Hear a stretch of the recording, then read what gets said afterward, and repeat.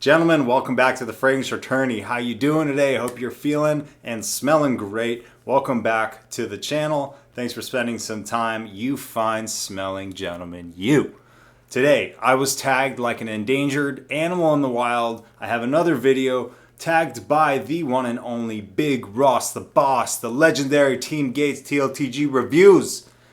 Tagged me in this video topic. We're talking about 5 fall fragrances that are gonna have you smelling so good, you might even get a compliment. I can't guarantee it, because as we know, fragrances are just the cherry on top. You gotta have everything on point. You gotta have your personality, you gotta be approachable, you gotta be maybe well dressed, and if you wear a nice fragrance, you just might get a compliment on it. You never ever know.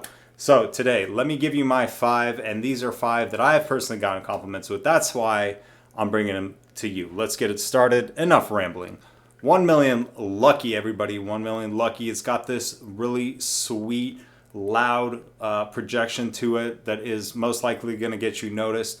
And usually what I found is fresh and sweet fragrances are the ones that get the most compliments. And that's pretty much also my favorite of genre fragrance to wear. So you could say that I tend to favor compliment getters, whatever that really is.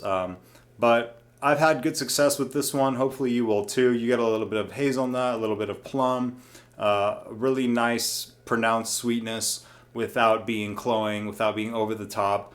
I would caution you against wearing this on a hot day, so it's going to be more well suited for the fall time and these cooler temperatures, as well as evenings out. Good projection, good performance. You get a little bit of this nuttiness. You get some sweetness, not so similar to the original. It does really go its own way a little bit, but if you're familiar with Plum fragrances, you may find yourself really liking this one. It was discontinued. I think it's back now. It's pretty unclear at this point, but if you see this silver bar, I think you should give it a spray and at least get your nose on it. It's a really, really nice, attention-pulling, compliment-getting, deal right here. 1 million Lucky. That's the first one. All right, next one. We have a Bleu fragrance. This is Narcisso Rodriguez. For him, Bleu Noir Eau de Parfum. Try to say that 10 times fast. This has an amazing proclivity to pull compliments from complete strangers. I've had 3 or 4 times where I've had somebody stop me and either tell me that I'm smelling great or ask me what I was wearing. And I wear fragrance every day, guys. And for me to be stopped and approached by somebody is very rare. It pretty much never happens. And with these fragrances, I have had that happen. And with this one, I've had it happen more than anything else in my collection. So this is just, it's working. Whatever, the stats don't lie. This is just working for my anecdotal experience. You get this woodiness, you get a nice creamy muskiness to it. You still get this blue fragrance vibe without it being too over the top shower jelly. It's got a really nice blend of musk, wood, and blue shower gel freshness, I guess. Really great quality here, and a brand that's pretty much only known, as far as I understand, by the fragrance community. So this is definitely more for the fragrance enthusiast / lover, like you probably are if you're watching this channel. If you're into blue fragrances, if you like musk fragrances with a bit of woody nuance in there as well, this is definitely one I encourage you guys to check out. Absolutely stunning. Bleu Noir Eau de Parfum. All right, next one we have is going to be on the more generic basic side, but it works. It still works.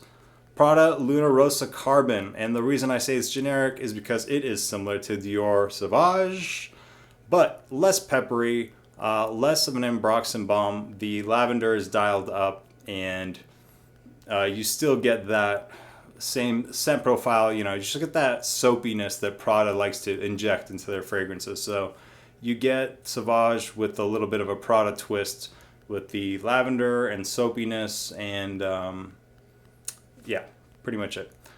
So check this one out. It works well. We all know Sauvage. Sauvage works for getting compliments. So Prada Lunarosa Carbon, good stuff. All right, next one. We have a fragrance that was designed and built, engineered, you might even say, just for the sole purpose of getting compliments. That is Spice Vision, man. Relax, bro. Spicebomb, Nightvison, Eau de Parfum. I'm getting so excited to tell you about this Spicebomb. I'm jumbling my words. But this is seriously, guys, a crazy beast mode type fragrance. All right, the projection on this is nuts. The performance is nuts. The bottle matches the juice inside as far as it being a complete bomb in a good way, not a bomb in a bad way. So what you get here, you get this pistachio note. You get a really prominent sweetness. I like to compare it to a green apple Jolly Rancher. It's kind of like the candied Jolly Rancher type sweetness that you get with it. And you also get some spices in there, but they are not the forefront of the fragrance. They just kind of play into the overall sweetness that is the most prominent part about it, with, you know, a little bit of the freshness too. It's not like a gourmand sweetness. It's you know, just like a candied sweetness. Not as like bubblegummy as Invictus, but it's definitely leaning more on the youthful side of things. So if you like 1 Million Lucky, chances are you're probably going to like this. You know, they're similar in terms of the amount of sweetness that they both have. So fresh sweet combo here again. So great blend of the spiciness with the Jolly Rancher sweetness with the slight nuttiness of the pistachio note, and my favorite in the line, and really works well. One of my go-tos for going out, especially as the temperatures have cooled down here in the fall. It's going to be a really great fragrance. You could wear this day or night, although I would say it leans night just because of the prominence and the beast mode nature of the Spicebomb. Okay, here we go. Last one.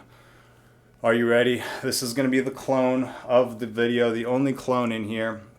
Again, another fragrance that I'm including in here because it has gotten me so many compliments.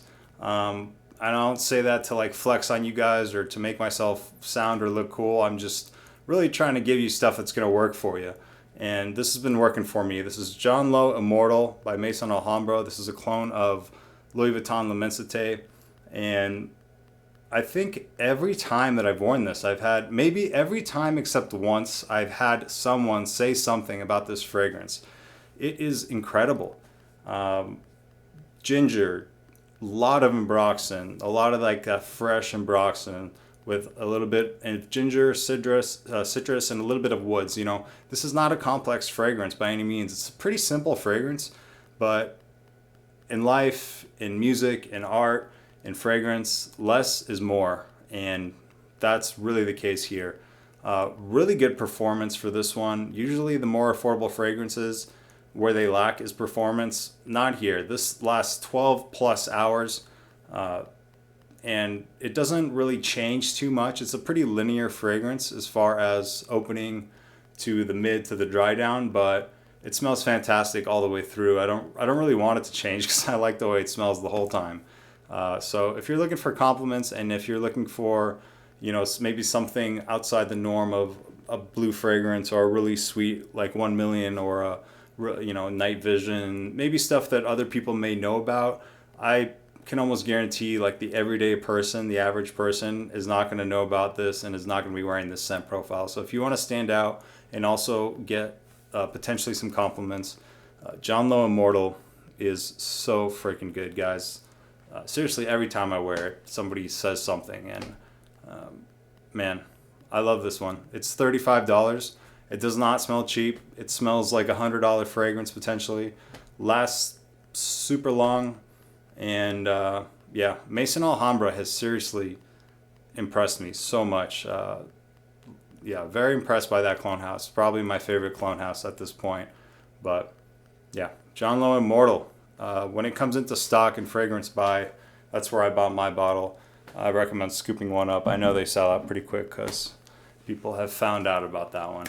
All right, that's it. Those were my 5. Let me know what is one fragrance that you've been wearing this fall that people have stopped you and said, "Sir, excuse me, but you smell great," and I just need to let you know. Let me know what has garnished that positive attention for you. I hope you're doing well. Hope everybody has a great rest of their week. I appreciate you spending some time with me. We are almost at 800 subscribers, guys. That is crazy. I really appreciate all the support, all the people commenting, all the people interacting. Yeah, keep smelling great out there. I'll keep making these videos and keep trying to entertain you guys the best I can and bring you some good info on these fragrances. Let's go, baby. Fragrance Fraternity members, stand up. I appreciate you being here. I'll catch you next time. Peace out, everybody. Later.